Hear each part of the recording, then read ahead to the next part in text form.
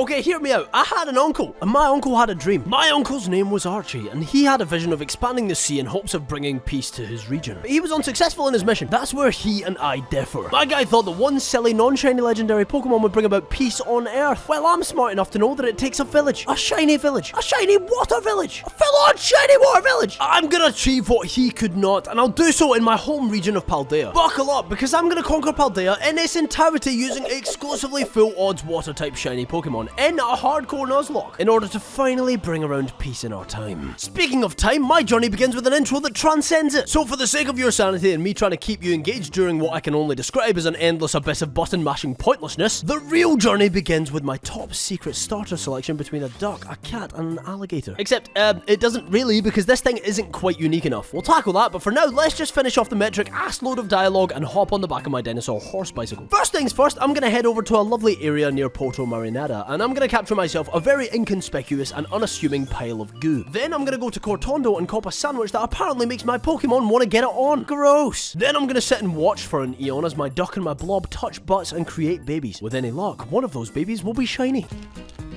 Wait! What? Stop doing what you're doing! But I'm just shiny hunting. Stop that now! Why? Because NordVPN will help you find shiny Pokemon. What? That doesn't even make any sense. NordVPN keeps you completely private and secure online by hiding your IP address through an encrypted connection to a VPN server. Nobody can steal and abuse your personal data. Not only that, but you can access all that sweet region-specific content. Your Netflix account just got so much more interesting. Yum, more content for you to consume. That's what you need. Lots and lots and lots more delicious on-demand content. Check out Nord in the link in my description and get a massive discount when you sign up, plus 4 months entirely free. And trust me, if you're anything like this guy, i.e. a cabbage, is pretty great. It's also completely risk-free on your end since they offer a 30-day money-back guarantee, so make sure to go to nordvpn.com/gentledude and use my code to get an absolutely sweet deal on Nord's service and find more shiny Pokemon. Yum. 3.5 days, that's all it took. And you want to know the silly thing about it? I wasn't even there when it happened. Just so you're aware, by the way, 3.5 days for a full odds shiny egg hunt is not a long time. I'll freaking take that. Wait, oh my god, Adam, come look at this. I just found the shiny. No, you didn't. Is that the shiny? Yeah. Are you sure? Yeah, 100%. It just did a little sparkly thing. You're lying. That doesn't actually look shiny. No way. Wait, is that actually, that is definitely shiny. I was in the bathroom. No way! That's crazy! So with Lola by my side, it's time. We have to be surgical here. I know I might appear as a 10-year-old blue-haired, tall, handsome, chiseled, buff, intelligent, handsome, humble genius, but that's not all I am. I need people to take me and my agenda seriously, and if I'm gonna achieve that, I need to show them that I mean business. I'm gonna go after them. All of them. Everyone who holds any position of power in this place. But every great movement begins with a single step. I grabbed the TM for acrobatics, knowing that I'm gonna need it, and then I played a silly game that the bug lady asked of me. And now it was time for Katie to understand what I'm here for. You are but a speed bump on my road to world peace. The baker leads a bug. Who'd have guessed? I led. Well, the only Pokemon I have. Without an item in hand, acrobatics is a 110 base power move. 1 turn and bug 1 falls. Bug 2 hits the field and in 1 turn bug 2 also falls. Finally, bug 3, a teddy bear. And after using acrobatics, taking a fury cutter and landing another acrobatics, we land the KO and with it, the win. Not only that, but Lola thought it was good timing to evolve into just the most awkward mid-stage starter I've ever seen. Look at this thing! F tier! No thank you, sir. Not a fan. Quaxwell. You look like a Quaxwell. It's fine though, you're still here to help me conquer the region, and that's what matters. Fighting for the cause. Before climbing the ladder anymore, I'm hungry. For what, you ask? I'm feeling seafood. Just so happens that if we hunt a specific crab, we also get the side benefit of upgrading our wheels. I encountered my lunch, it crawled up a wall, so after hunting it down, I terrestrialized and used Aquajet. Then again. The crab scurried off, but I need to eat. Take 2, my lunch, ate some lunch, and my disciple Arvin came through, of course with a water type. Man of good taste. We used Work Up a couple of times, then terrestrialized and used 1 Aquajet to do over half of this thing's health bar. Then we got hit with a scary rock tomb, but it was too little too late. 1 more Aquajet and the crab was cooked. Arvin and I mixed the crab into a paste. I fed my donkey and it upgraded. Donkey 2.0, no stabilizers. Now Lola and I had a chat and she told me that she can't carry us alone. She needs support. And support she shall have. I decided to go to this super secluded spot where with encounter power 1 water, a whole bunch of Wingull and Weasel spawn. I'm telling you though, trying to look at every individual Wingull wing gets tedious quick. But hey, listen, if you're patient with it, you'll be rewarded. And rewarded, I was. Yo, that's a Weasel. Hell yeah. It's time we make our statement known. Either join our cause or sink with the ship. With Sykes on side, I snagged bulk up, baton pass, and agility, and with that, our support mon was ready to show you why they're so pivotal. But not yet, young Sykes. Not yet. I chased some rampant sunflowers, and before taking on Brasimus, there was a Pokemon that I wanted to try and snag. You see, back when I hunted Buizel, I realized how useful it might be having a Wingull. The flying advantage, especially in the early game, would go miles. So I committed to the idea, and before long... Wait, no, what? What? No! You're not the right shiny. Why?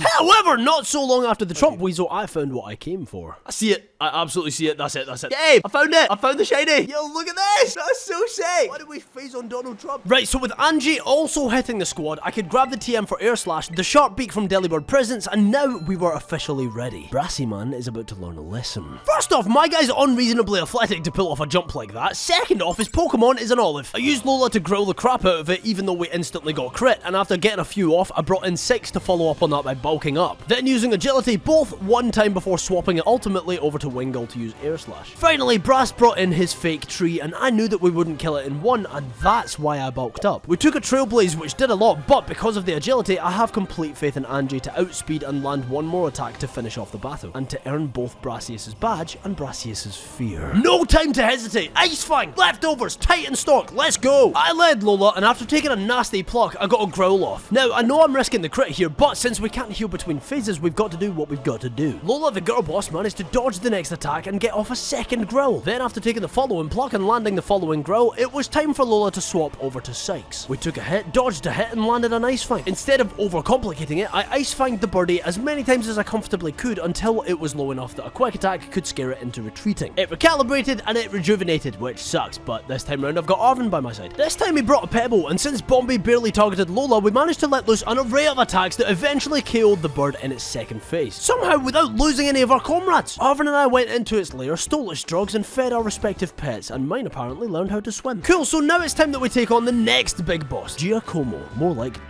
no, ha ha ha, comedy. First I went to grab the TM for low kick, and then it was time to squabble. My guy led his toy soldier, and I led a water type, probably. We used bulk up and took a hit, then bulked up again, then took another hit, then bulked up again, then took another hit, then bulked up, then took a hit. Wow, riveting battle. It's cool. Listen, eventually I baton passed over to Lola because our dear girl gets low kick. After taking 2 hits, we floored the baby. Then it was Como's ace in the form of whatever the hell this abomination is. But hey, listen, 2 low kicks and Big Dog's car broke down. So, moving swiftly forth, I smacked Nemona's team into next week and decided to take on the 3rd gym trial. I floored all the trainers, found the old man a few times, and took a second to reflect. You see, Iono, our next challenge, hones the ability of electric type Pokemon. I'm not sure we're as well equipped for this as I think I need to be, and so I ate a fairy encounter sandwich and made my way to a small pond to find myself a Marill.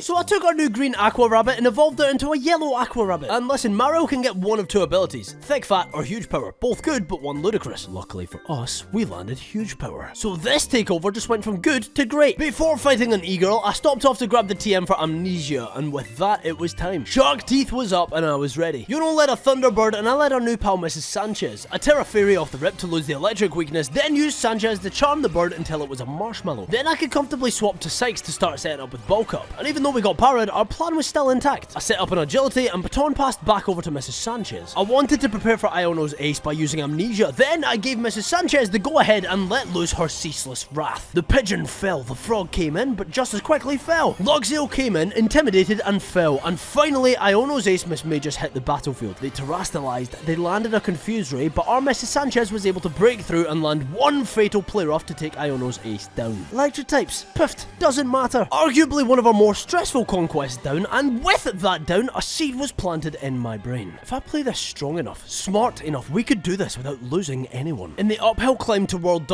peace, one would expect to make sacrifices, and I was prepared for that, but not anymore. My soldiers fight for my cause, and I want them to see the world that we create. So with that in mind, let's move on. Mello was never really going to be an issue, but to guarantee that, I picked up the TM for Rain Dance just outside her base, then I made my way all the way to where the TM for Liquidation resides. I went to Delibird Presents and copped a Mystic Water, and finally we were able to train up and evolve not only Sykes into a gorgeous sea weasel, but Angie could evolve into a toilet bird. I told you I was playing this smart. Mela, you're up. Fire Turtle versus Aqua Rabbit. Off the rip, Torkoal's Drought ability activates, but on turn 1, I used that Rain Dance TM we were talking about to negate that entirely. That same turn, we took a Flame Wheel that did a whopping 6 points of damage. A Liquidation the next turn, literally O-code, and so we've got Mrs. Sanchez up against the Starmobile. They outspeed and do just a devastating 6 points of damage. Liquidation, however, did this. So it's fair to say that with another one, we were clear. Bro, we're cooking. I'm telling you, we're taking this place by storm. Literally. It was about time we further upgrade our mode of transport, so I chased an oversized metal poop noodle because this guy knows exactly where the performance enhancing weeds are. Lola used low kick and we were doing formidable damage. After 2 more, the worm scurried through a tunnel, but there's no chance I'm letting it get away. I took chase, and after it revealed the hiding place of the sweet power flowers, I had Arvin come through and help out. Together we bish bashed and bossed our way through Orthy's second phase, and after feeding my bicycle a drugs baguette, it could jump higher. Sick. Onwards, water babies, to the water guy. Except he was clearly in a rush somewhere, so I chased him to an underground auction, beat up his boy toy, stole his wallet, and won some seaweed. Not too sure why, but with that, we can actually take on Kofu for our halfway badge. Kofu led his fish, and I led my not fish. I respect that you use water types, but I need to prove a point. I had Lola grill the fish as much as possible so that I could eventually swap over to Sykes to then set up bulk ups. Boring, but safe. Finally, after getting an agility off as well, we could baton pass over to Mrs. Sanchez, who could terrestrialize and land a beautiful play rough for the KO. Wugwug hits the field, outspeeds, lands a hit, then dies to yet another play rough. Crabominable hit the field, Kofu terrestrialized it, but since it's essentially the slowest Pokemon you could imagine, we outspeed and 1 hit is all it takes to take the water badge from the water guy. Halfway through the gym challenge, and sure there's still a lot more to go, but we're swimming. If only Archie could see me now, eh? But the job is not done yet. Moving forward, I decided it best to stop and look for another team member. We could use some extra hands, except this Pokemon doesn't have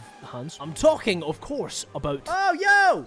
Oh! My god, you're so obvious. That's such a good shiny as well. So before we head into Lagtree Thicket to face off with Mr. Schmaticus, I trekked around Paldea and grabbed the TM for both Swords Dance and Bulldoze. I then evolved a little Yappy Turtle into a much bigger Snappy Turtle. Then and only then was I ready. Let's do this. Atticus leads his Bathless Cat and we lead Sykes. Immediately we set up an Agility, taking a Toxic in return. We set up another before taking a not very live laugh love Venoshock. Then, knowing that I couldn't stay in any longer, a baton passed over to our new chum Ernie, who took a crit Venoshock on the switch. However, since Ernie wasn't poisoned, it didn't really do a whole lot. We set up a couple of Swords Dances before taking a Toxic, but Ernie's Petra Berry procs, so we were in a decent spot. Rather than the risk of getting Toxiced again, I opted for Bulldoze taking out the cat. Revivroom was out next, and thanks to the agility set up by Sykes earlier, we outspeed and one-shot it with a Bulldoze. Muck is next to hit the field, and it too falls to the same thing. Last, but definitely not least, the stacked modified Frankenwagon hit the field. On the first turn, a Bulldoze from Ernie puts the car just short of half health. The car manages to strike back with a crit spin out, also putting Ernie at around half health. Another Bulldoze put the Starmobile to a sliver, while Ernie took close to no damage from a flame charge. One more Bulldoze and Ernie finished the job. Easy frickin' peasy. Things are really starting to shape up. The more Monarchs I took down, the closer I was to total aquatic domination. With every water Pokemon by my side, I shall wipe the world into a new peaceful and everlasting haven for all Pokemon to live harmoniously. Well, the ones that can swim at least. Anyway, in preparation for our next opponent, I grabbed the TMs for Iron Defense, Body Press, and Mud Slap. You see, the next gym is of the normal variety. And Body Press is a fighting move that does damage according to the user's defense. And Dreadnought gets access to both Iron Defense and Body Press. So with that information, I evolved our beloved Lola, ordered a meal that exploded a restaurant full of people, and went straight into battle with Larry. My guy leads his Koala, and I lead Mrs. Sanchez. Some Yawning, some Charming, and some Chesto Berrying occur, and I'm comfortably able to swap to Sykes, who takes a pretty weak slam on the switch. Sykes uses Mud Slap, and the Kamala yawns. We use Mud Slap again, and the Kamala tries to go for Yawn again for some reason. Sykes then falls asleep, and Chesto Presto, he wakes up. We then back and forth with Mud Slap and Yawn for 2 turns until Sykes falls asleep again. This wasn't an issue though, because Kamala missed both of its slams. We woke up to get another Mud Slap off, and Kamala missed again, allowing us to set up an agility, take a Yawn, then baton pass over to Ernie, who got yawned as soon as it hit the battlefield. Kamala goes for Sucker Punch, but it fails since we set up an Iron Defense. Then after falling asleep for a few turns, we wake up and set up another Iron Defense. At this point, I didn't want to risk taking another Yawn, so I body pressed the Kamala into a pancake. Larry sent out the Dunsparce next, but we made quick work of it. Staraptor was Larry's final Pokemon, but the Raptor bird didn't stand a chance against Ernie. Big dub, no deaths. Ooh, woo. Up in a place called Montenevero, we beat up a bunch of kids in double battles, and for my efforts, I was awarded the chance to fight a rapper. So I guess we're doing that now. I chose to start with Sykes and Ernie, immediately terrored Floatzel. Ernie protected a Shadow Sneak from Mimikyu, Beanet's Sucker Punch failed, and Sykes set up a bulk up. What a start! The crowd's roaring! Literally, because we got the crowd boost. We set up with bulk up and Iron Defense. The next turn, Ernie tanks a Shadow Sneak and a Sucker Punch combo before Sykes killed Bayonet with a Crunch, and Ernie broke Mimi's disguise. Houndstone hit the field, Mimikyu tickles Ernie with a Shadow Sneak, a Crunch kills kills Houndstone, and a Jaw Lock seals Mimikyu's coffin. So now, all that's left is the Toxtricity, and with all the crowd boosts, Rhyme's ace was out of its Pokeball for no more than 6 seconds. Was that it? Was that all it took to defeat the 6th gym? I didn't even do anything. The crowd pretty much booed them off the stage. If by now you haven't come to see the light in my ideology, then you are part of the problem. I must collect all badges, take down every Titan, beat up every Team Star member, take down the Elite Four and the champion, find out all the secrets of Area Zero so that I can command every water-type Pokemon I possibly can to use Surf at the same time. That's it. That's the plan.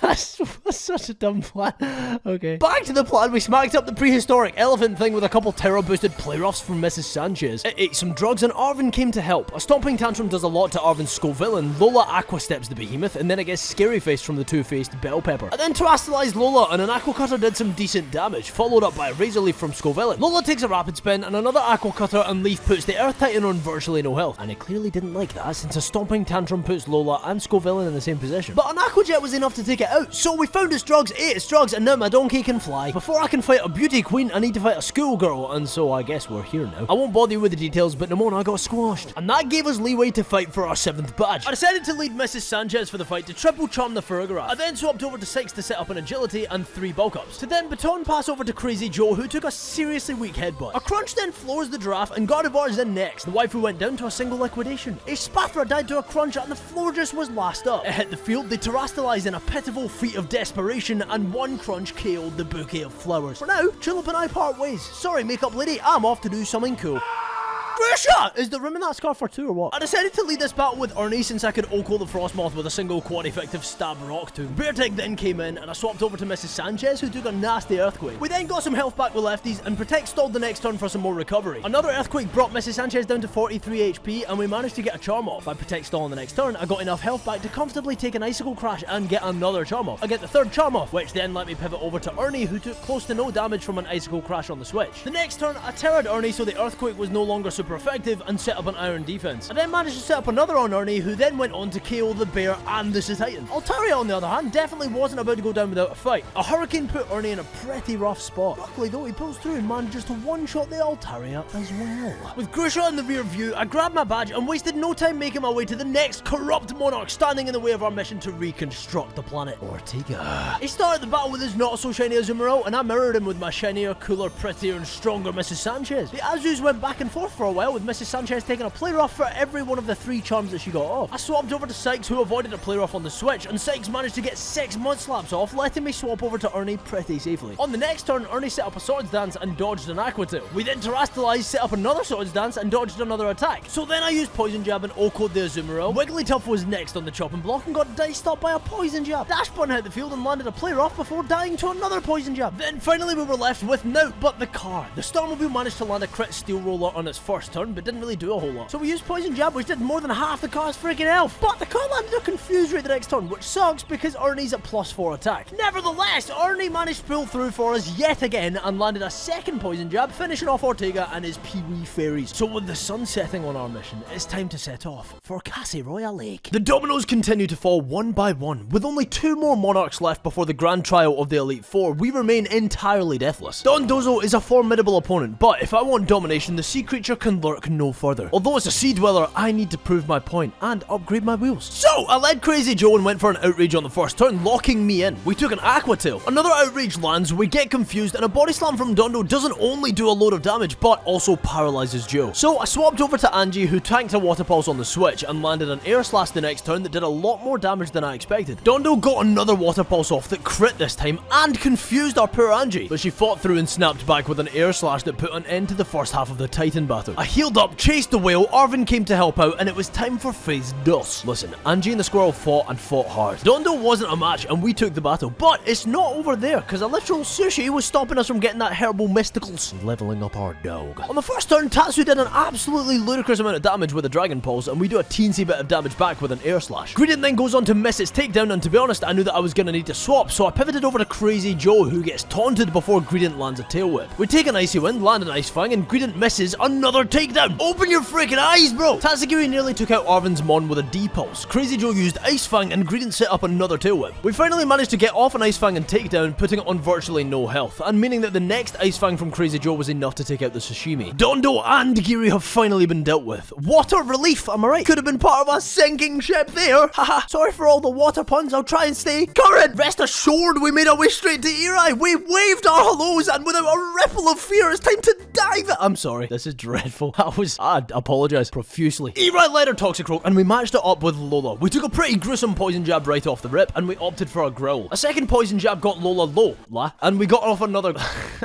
Sorry. We got off another growl. I pivoted over to Mrs. Sanchez, who took a pretty rough poison jab immediately. She then took another that brought her super low, but it was worth it to get the charm off that was going to be a crucial part of this if I want to stay deathless. I swapped over to Sykes, who took some damage from a poison jab, but we also got poisoned. I set up an agility and a few bow cups, all while taking hit after hit pretty decently. And to be honest, the lefty's recovery helped a ton. So it's time to baton pass over to Crazy Joe, who could set up a rain dance the next turn, which meant the 110 base power move Hurricane, that was previously 70 accuracy, is now guaranteed to hit. After taking a poison jab, Crazy Joe took out the Toxicroak with one single Hurricane. Passimian came out next but got OHKO'd. Lucario comes out next and gets hit and confused. He then hits himself, letting me finish him off with another delicious Hurricane. Annie Halapi's in next, and because we set up the bulk ups earlier, I thought an outrage would be enough to send this thing back to its grave, but to my surprise, it just wasn't enough. Annie managed to get a close combat off before the second turn of outrage killed him off. And even though Crazy Joe was now confused, he had enough health that I felt comfortable staying in, since we were also up 2 in defense and the car has entirely physical moves. So we dealt a ton of damage with a Hurricane, took a peewee amount of damage from a combat torque, another Hurricane does some scrumptious damage, they shift gear, and all of a sudden the rain stopped, meaning Hurricane was back to 70% accurate. That wasn't an issue though, because a single outrage was enough to take out the final Team Star Freakmobile. Eri, the final monarch standing in the little leagues. Not only have we managed to get this far, but we've done so without losing literally anyone. I don't want to jinx it, but there is a universe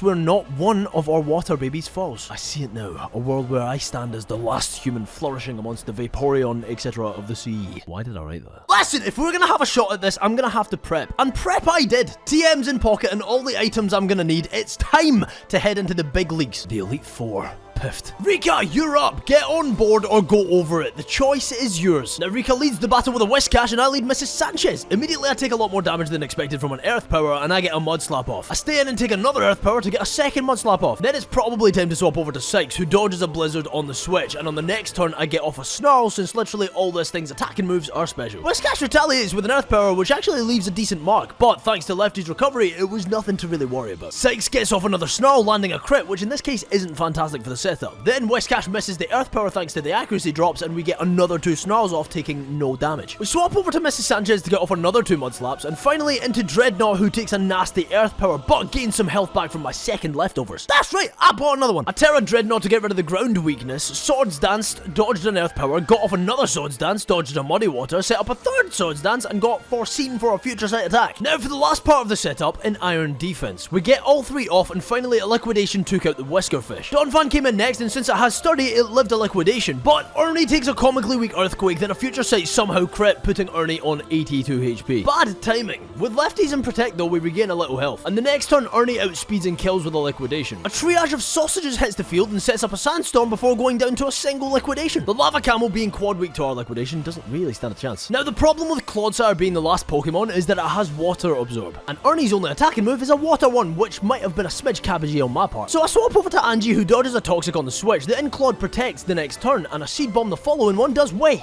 less than I expected. But Angie dodged another Toxic! Listen, a few silly protects and an array of Seed Bombs later, we take the kill, and with it, the dub. Good golly gosh, that battle was annoying. But regardless, we're through. 3 more before the big boss. We can hold here, nobody dies. Listen, whoever let a toddler have a place in the confines of this lifeless Elite Four room clearly didn't think it through, because Papadom got absolutely dismantled. And there literally isn't even a point in my elaboration. It was an act of merciless, unwavering destruction, and that brings us to Larith. I lead 6 against this Tropius. We got off a Snarl, he set up a Sunny Day, I used Snarl again, and since Solar Beam is a 1-turn move in the sun, it lands and does a ton of damage. We got off another Snarl before barely surviving a second Solar Beam, and realistically I probably should have swapped there, but hey, never punished. Over to Crazy Joe, who takes a little bit of damage from a Solar Beam, and with a spot of Rain Dancing, Solar Beaming, Dragon Dancing, and Sunny Daying, Gyarados is setting a +4 attack and speed, and so from here, a quad-effective Ice Fang floors the Tropius. Staraptor comes in and falls also to an Ice Fang. Altaria goes down the same way, and so so does Oricorio. Finally, Flamigo hits the field and then the deck. And with that, 75% of the Elite Four is on the floor, and it's time for my guy Hasso, whose dragons might be a little bit sticky to deal with here. Mrs. Sanchez hits the field first, who gets her health bar munched directly in half from a Super Fang. We got a light screen off, then swapped over to Six, who also got Super Fanged off the rip. Six takes another Super Fang before getting off a Snarl, and then I pivoted over to Gyarados and got hit with a Hyper Voice. Then of course a Super Fang. This thing is relentlessly trying to half everyone's health for no reason. I Dragon Danced, took another Hyper Voice and got off a second. We just about managed to get a third D-Dance off, but Joe was not in a good spot after taking a D-Pulse. It's looking a bit like a yikes. Next turn, however, it was time to go all out. Noivern goes down to a quad effective Ice Fang, Seaweed Dragon comes out and dies the same way. Followed promptly by the Haxorus, the Flapple, and with Baxcalibur I decided to click Outrage. They terrestrialized, but Crazy Joe landed the kill, and we're now officially free to head forth towards the ringleader, Gita. There has been no adversity that we weren't able to overcome. Nothing will stop our agenda, and that I say with chest, no matter the challenge. Archie, this one's for you. The woman who sits on the throne titled Champion of Paldea. Leave nothing on the field. I want to beat you at your best. A champion ostrich against our swamp turtle. Ernie takes a pretty rough Lumina crash, but sees nothing but red and Oko's with a single jaw lock. Gogo's out next, and so I pivoted over to Angie, who took a decent bit of damage from 2 back-to-back Horn Leeches before getting off an Air Slash. Now, so as to not risk anything, I swapped over to Crazy Joe, who tanked a Leech Life before KOing with Ice Fang, which baits King Gambit. So from here it's over to Lola, who took a Stone Edge on the switch, growled, then took a pretty mean super effective Zen Headbutt. Next it's over to Mrs. Sanchez, who tanks a Zen Headbutt, followed by an Iron Head. Then we managed to get a Charm off while getting Lefty's recovery all the while. I protected for some more recovery, then another Iron Head does a thing, and we retaliate with another Charm. From here I used Mrs. Sanchez to land as many Mud Slaps as possible before pivoting over to our old pal Sykes. They landed a Kowtow Cleave on the switch, we set up an Agility, then took another one. We managed to set up 3 Bulk Ups, allowing us to finally pass over to Ernie, who took a Kowtow Cleave, but then KO'd with a quad effective Body Press. Avalugg was next in, and we take turns pressing our bodies together till the coffee table couldn't take any more. Veluza comes out, but a single Jaw Lock sends it right back to whence it came. Finally, Gita's pathetic ace Glamora. Knowing that with the Agility we outspeed, one single super effective Body Press is all it takes to take down the best trainer in the region. I have no remorse for what's to come. How can I, a 10-year-old with exclusively water-type Pokemon, take out every gym leader, every Team Star member, every Titan, and every Elite Four member in one single attempt? Not a single Pokemon graved. However, before submerging the region, we still have one thing to do. There's word of a scientist who dwells in the depths of this region's very core. Someone who, if they chose to, could halt my mission. So instead of cowering and waiting for them to maybe come to me, I'm gonna take the fight to them. AI Sada, the robot behind the genius, behind the paradox phenomenon. You would have made for a glorious queen had you not needed a USB port to sleep. So to battle it is! Mrs. Sanchez against the Slitherwing, and off the rip we take a lunge. Mrs. Sanchez managed to get all 3 charms off before using Mud Slaps until she got too low to stay in, and we swapped over to Sykes, who dodged a Zen Headbutt on the switch. Some Agilities, some Mud Slaps, and some Bulk Ups later, we were more than comfortable to baton pass over to Ernie, whose Body Press was too much for the Dinomoth. Bonnet hit the field and Bonnet fell. Fluttermane hit the field and Fluttermane fell. Shocks in, shocks out. The Screamtail followed in the same fate, and finally the Crescent Moon, otherwise commonly referred to as the Grim Reaper itself,